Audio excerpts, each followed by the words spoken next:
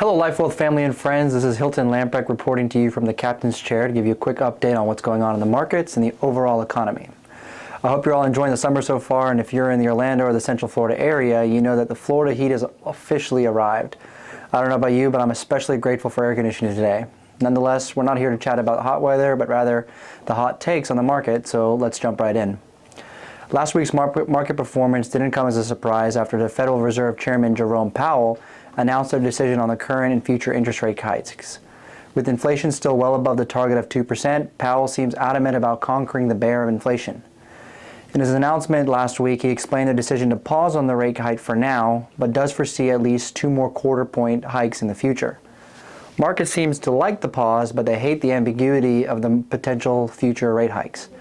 Powell seems to be in this sort of tug of war between popularity and beating inflation, and it reminds me of 2 prior chairmen with similar situations but much different outcomes. Many of you remember Arthur Burns, who kept the monetary policy nice and loose and allowed inflation to run rampant. He was very popular during his tenure, but his consequences of his decisions dragged his name in the mud. On the contrary, Paul Volcker took a different approach as he choked monetary policy and increased interest rates to a point that caused many to despise him. However, to his credit, his decision slayed the beast of inflation that Burns created and put his name back in the Hall of Fame. With pressures from seemingly the entire country, an election year coming up, the big question prevails. Will Powell be a Burns or a Volcker? Nonetheless, the markets, despite their choppy performance last week, are still up over 14% for the first half of the year. Another big question. Why? Many economists and CFAs we spoke with in January weren't predicting this level of return in the first half. So, what's causing this? In my opinion, there's 2 predominant drivers. Number 1, the strength of the consumer, and number 2, big tech. So let's start with the consumer. Last year, you've probably heard the word recession at nearly every dinner party you've attended, and it's probably the most annoying word in the world. I don't blame you. This recession that is seemingly in the horizon has felt just that, in the horizon. Why? Well, the consumer, people like you and me, have remained strong and have kept up with spending. This is still what I believe the effects of the stimulus back in 2020 and 2021.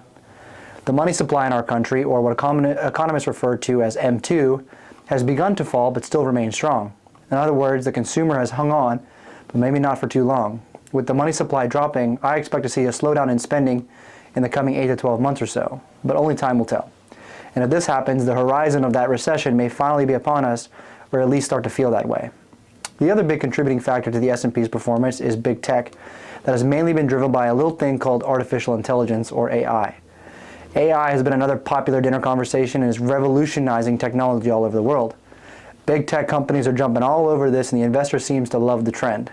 But here's what's a little concerning to me. The performance of the markets are largely carried by the 5 predominant stocks and their weighting in the S&P. And you guessed it, they're tech stocks. In fact, if you simply equally weighted the S&P 500, we would actually only be up about 4% for the year, not 14%. Most of the same 5 stocks were down last year. And I don't know about you, but this feels a little like the 2000 to 2002 during that tech crash. However, this may or may not end the same way. Again, time will tell.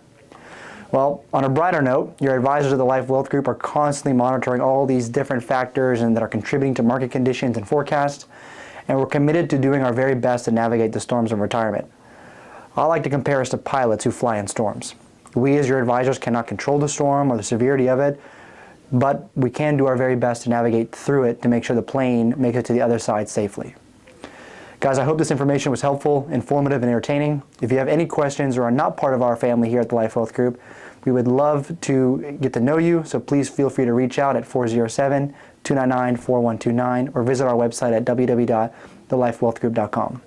This is Hilton Lamprecht signing off with a sit back, relax, and enjoy your flight. See you at the next update from the Captain's Chair.